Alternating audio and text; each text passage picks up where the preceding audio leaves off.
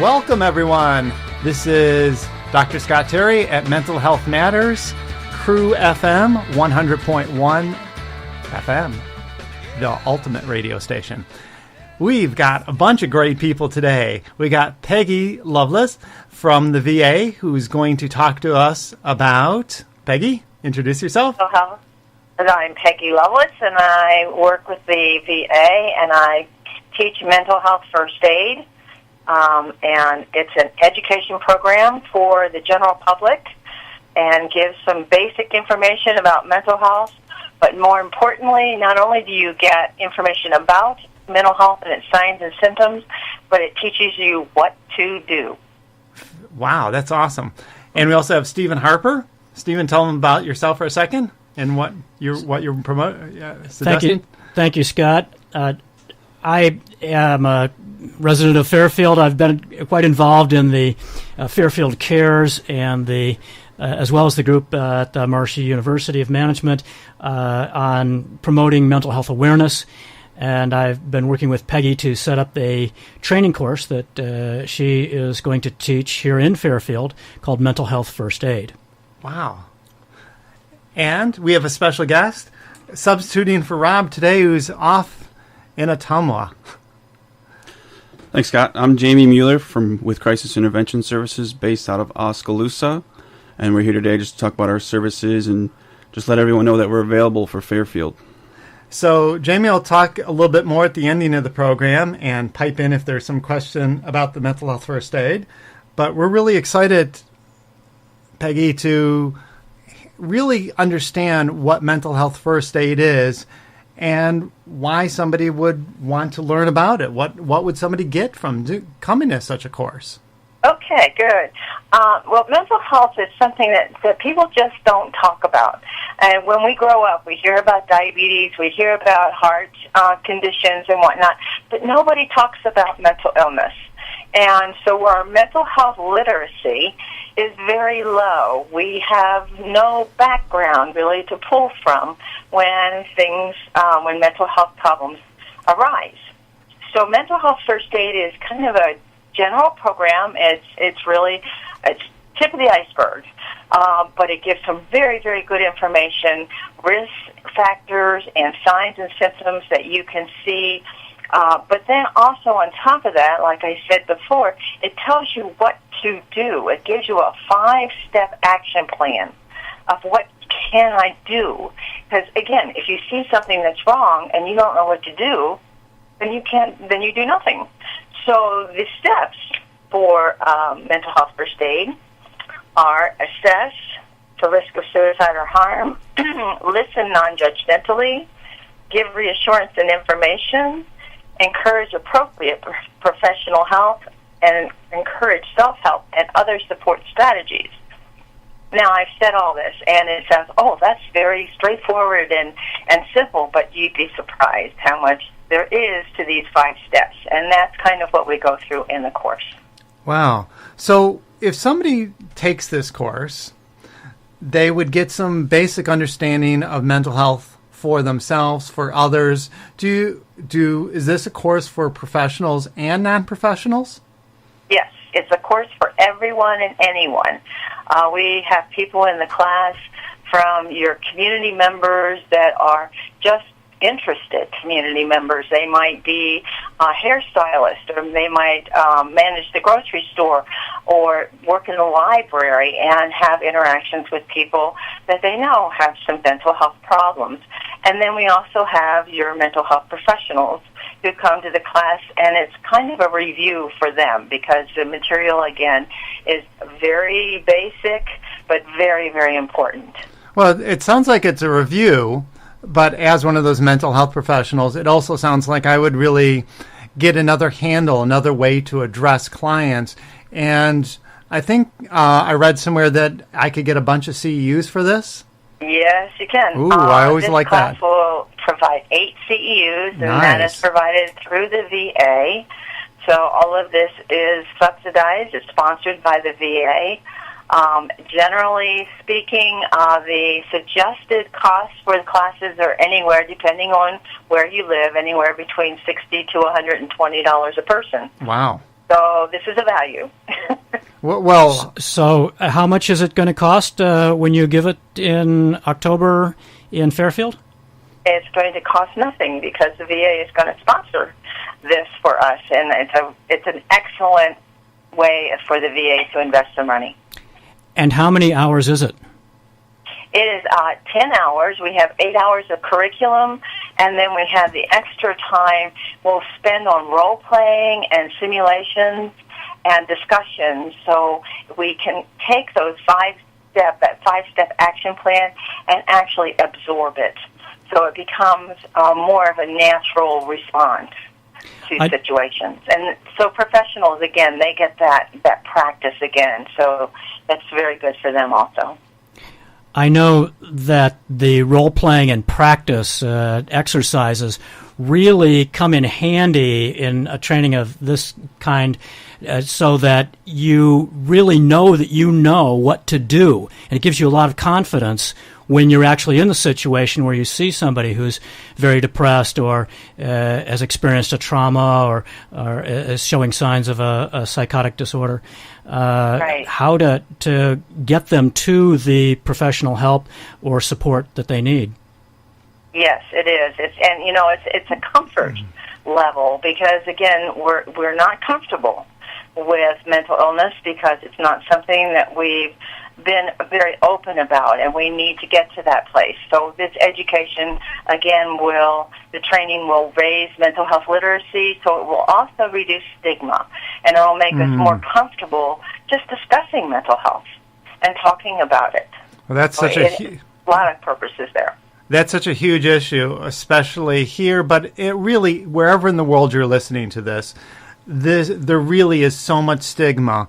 But I think there's also a lot of misunderstanding that becomes sort of out there in the world, or our bias that we don't want to address things. And learning the language of how to communicate to people, I think, is so huge. You know, when I think about, for instance, our natural tendency if somebody is suicidal is to sit there and either not ask about it or to not be direct about are they really wanting to kill themselves, because that would be so scary, and we're afraid that, oh my God, we might trigger them to actually kill themselves because we're mentioning it. Yes. And so learning how to communicate. You know, I often think, and I've been in a number of businesses before I became a therapist, and I always thought it was so funny, like in every business there's a specific language. So at some point I ran a building supplies company. I didn't know a shake from a shingle from a 2x4, and there's a certain language. It wasn't learning about the sales, it was learning the language. And it's in therapy, it's a certain language, a certain way to communicate to somebody. It's like when I get couples in, most couples, you know, you're not handed a manual when you were born sometime of how to communicate or how to be a parent. You know, there's lots of books, but they're almost always wrong because you need to do what works for you. And if you're in a relationship, what works for you and your partner. So there's a certain way to communicate with somebody, and learning really what works for you and what works for the person you're seeing. So who are you? Who's the person that you're trying to communicate to, your partner or somebody who's disturbed next to you? And then what's the appropriate methodology or process or way to communicate to that person? So really understanding all three to get over your fears, your stigmas, and to be able to be honest with somebody to make a difference, and to find what's the best methodology, way, language to communicate. Right. Yes, that's a good synopsis. And there are some ways, and again, you can personalize it to your own situations. There are some common approaches and common supports that, and again, the language, you can absorb the language to a point, but there are some common ways that have been shown to really be very effective. And we will go over those in depth and repetitively, because of repetition, of course, enhances learning. So we will practice and do the role playing and whatnot, so people can get more comfortable. Because, again, like you said, there's no manual. And certainly with mental health, there has been no training and no education courses, and that's not something that's in the curricula in our schools. Absolutely. So I want to remind everybody that you're listening to KRUU 100.1 FM, Mental Health Matters with Dr. Scott Terry. And by the way, if you're interested in such a course, I'm more than happy to forward the information on. Or if there's any questions or any show ideas that anybody has, please email me. My email, my brand new email, which is kind of exciting, is Scott, SCOTT, at KRUUFM. Scott at Mental Health Matters at KRUU FM. Okay. I get that. Mental Health Matters. Mental Health Matters. Scott at Mental Health Matters at KRUUFM.com. And the archives of these shows are at KRUUFM.com. Okay. I'm sorry if that was confusing. No problem. I'd like to, now that you've given your email, I'd like to also refer people to the Mental Health First Aid website, which is, again, one word, mentalhealthfirstaid.org. There is also, when you attend the class, you will get a manual. In the manual, there's just all kinds of resources, and they talk about the National Alliance on Mental Illness that has NAMI.org, that has their resources. They talk about Mental Health America, and they have their resources, and so there's just all kinds of places that you can go to get information about mental health if you aren't able to make this class, or even if you are and you want more information. So lots of good information out there. Great. And if for some reason that was confusing, you could also email me at my regular email until, if that other one was a little bit screwy, Scott, SCOTT, at ardentcenter.com. Ardent is ARDENT, CENTER.com. Scott at ardentcenter.com. Anyways, we will, if anybody has any information they'd like to know further, please get in touch with us. Or just really, seriously, a new show idea. Stephen, you had a question. Oh, Peggy, I was just wanting to come back to Scott's example of if you see somebody that you think really might be at risk of committing suicide, what would you do? And again, this is counterintuitive. A lot of people have heard, or think, I don't want to put the idea in someone's head. And believe me, people already have the idea. If they're thinking of it, they have the idea. And if they're not, they know about suicide. The best approach is to ask the person directly, are you thinking of killing yourself? Are you thinking of suicide? And you'd be surprised how tremendously relieved people will be to have you ask that, because they finally get to say yes. And then you can go beyond and get some help. So that is the correct approach. And that, again, most people shy away and think, we're not supposed to do that. But that's, again, that's a misconception. The actual correct approach is to come right out and ask about it. And it's my understanding that people intervene this way successfully. The thousands of lives have been saved by just ordinary people asking and expressing how much they care and being willing to listen and refer people to professional help. Would that be an accurate statement? Yes. And you can't know if you don't ask. So ask. Yes. So it is life-saving. Wow. I'm wondering if you have got any more examples so that even if somebody can't take the course, they could discover a little bit more about what they would do in certain situations. Sure. And again, I gave you some websites where you can go for information, but sometimes it's pretty obvious that people are having some troubles. They've just changed. They seem real depressed, very down, very aloof, and it lasts for a long period of time.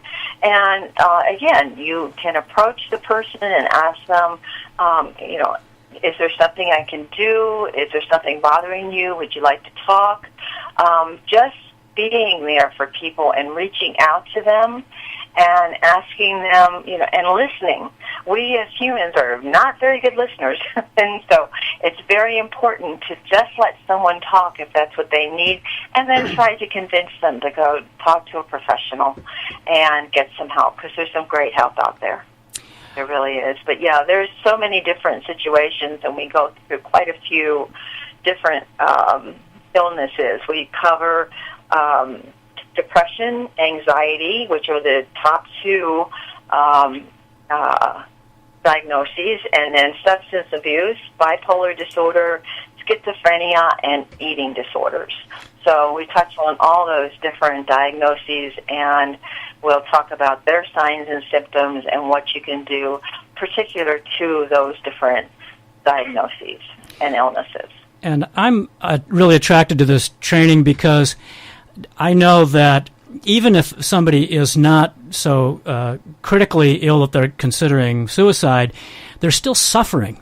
And there are so many things that they can do, that we can do for each other to help each other, and things that we can do for ourselves if we're feeling depressed about something, to not have to suffer from these things. It's just a quality of life question. We can improve our quality of life by taking action on these things long before they become really big problems. In other words, as soon as we notice maybe that we're beginning to feel depressed about something or exhibit any of the anxiety or have experienced a trauma, we have knowledge of where are our support groups, where are professionals to help us, and what to do for each other, and what kind of help to request if we're in that situation. Right, and we do go over. I mean, people do not realize how very common mental illness is. The latest statistics are 1 in 5 people. And if you start thinking about it, look around you, it's 1 in 5 people in regular household populations. So that's a lot of people. I mean, that's much higher than most other illnesses. But the treatment rate for mental illness, if you get treatment, the treatment success rate is extremely high, much higher than most other illnesses too. So the incidence is high, but the successful treatment rate is high too. But that, of course, is contingent on people getting treatment. So it's so very important for us to open up and start talking and doing something about mental health. That's fantastic. So this training will be offered in Fairfield for the first time October 12th, which is a Sunday, from 11 a.m. to 5 p.m. And then the second day of the training is October 16th from 12:30 p.m. to 5 p.m. And if you're interested in training, again, we're not promoting this, but I think it sounds like a great program that you guys are doing. You could email us at Mental Health Matters. I actually just looked it up, Mental Health Matters at KRUUFM.com. That's actually the correct one, finally. You could also email my personal one at scott@ardencenter.com if you needed to. And again, you are listening to KRUU-FM, 100.1 FM. Does anyone have any other questions that they'd like to hear about? I really wouldn't mind hearing a story, if you've got a story that you could tell us, or pick one of those major conditions and what's somebody, a layperson, would know or learn about depression or anxiety. Okay. Well, when abuse. you talk about depression and anxiety, a lot of times people think about the sadness and the people being very tired and low. And again, when you think of depressed, you think of down. But it is also true, and this is something that people don't generally know, that depression and anxiety can also be exhibited through irritability and anger, and so there can be some very active symptoms that wouldn't necessarily be thought of as depressive or maybe more anxious, but not suppressive symptoms, and they actually are. And at that point, then you could also say, hey, I've noticed, there's a little more, going on here, and it's something going on I can help you with. So, again, when you talk about different, in my own family, I have quite a bit of mental illness, and we all do. And there is a saying that I like to put out there for people, that if you think mental illness is not in your family, you haven't been to a family reunion lately. So I want everybody to think about that.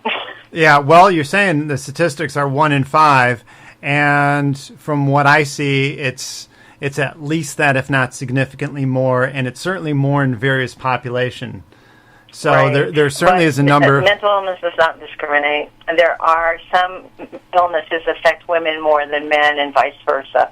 But it doesn't discriminate as far as social economic status or anything like that. So. Absolutely, and there's so many diagnoses that might not be destructive or destroying our lives, such as a mild depression or, for instance, somebody's attention deficit disorder, which I've seen latest statistics from CDC going up to 11%, which I think is really bizarre. And I'm not sure exact numbers because the statistics are really all over the place.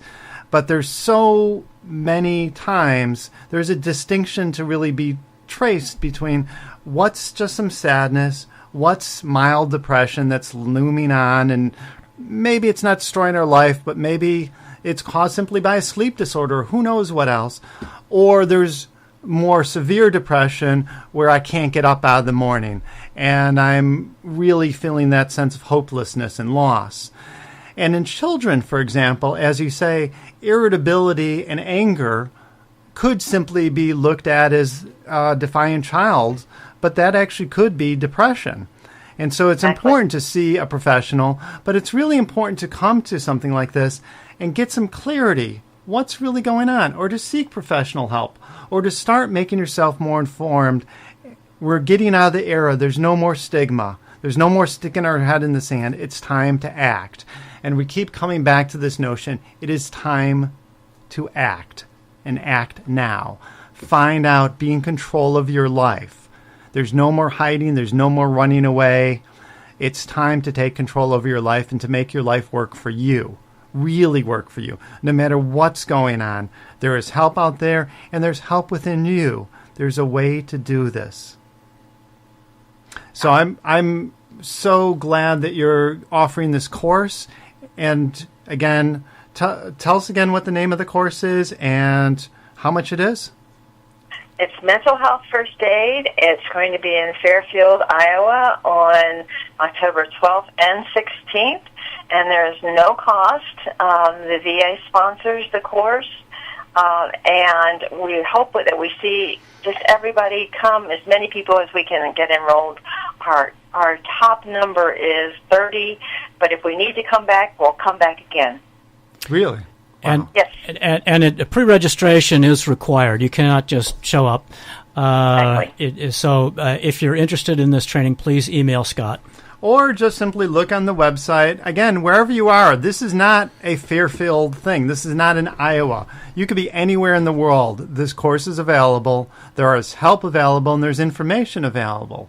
And so if anybody needs anything, no matter where you are, if you're listening to this in the middle of the Antarctica or wherever you happen to be, you're not alone anymore. And it's good to remember that.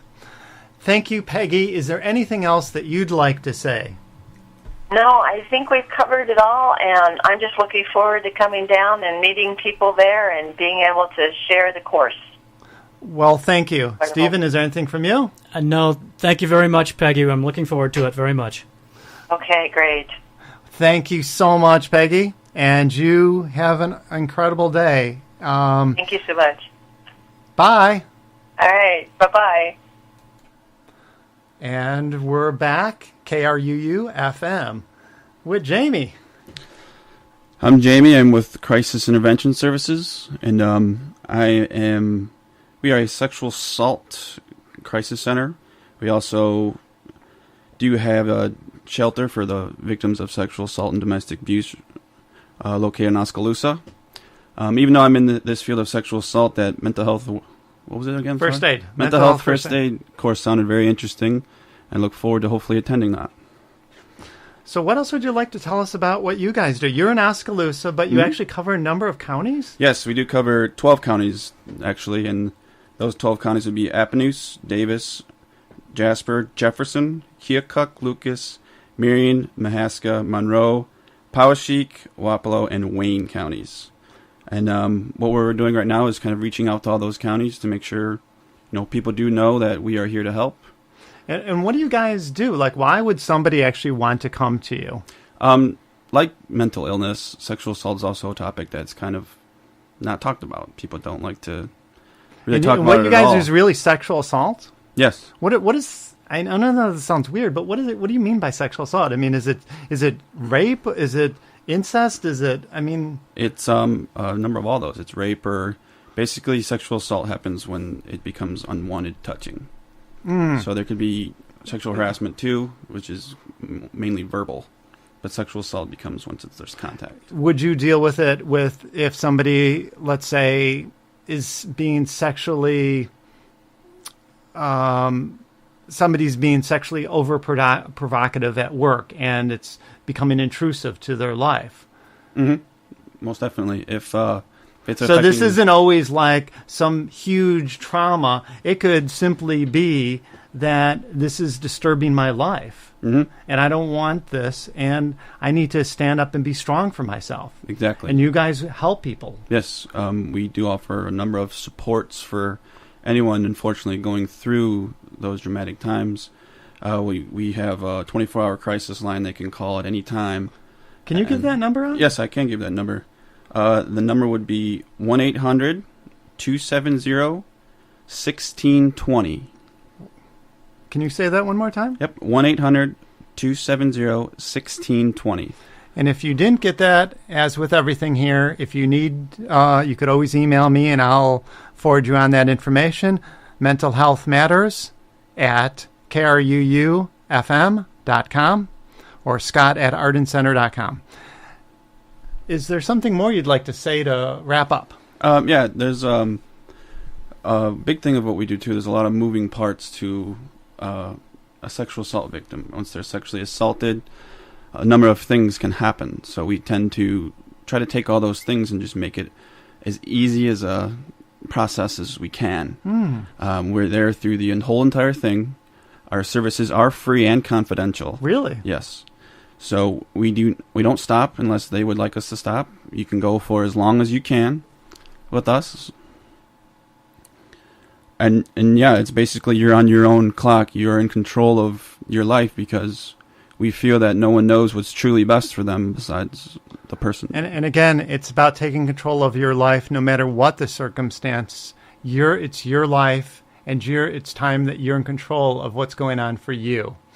Thank you so much, Jamie. And we're wrapping up for today. KRUU-FM 100.1.com. And if you need me, I'm at mentalhealthmatters.com, mentalhealthmatters at KRUUFM.com. Thank you so much. And we look forward to hearing you next time at an incredible, exciting show at 6:30 on Tuesday nights or 12:30 in the afternoon on Thursdays. Bye.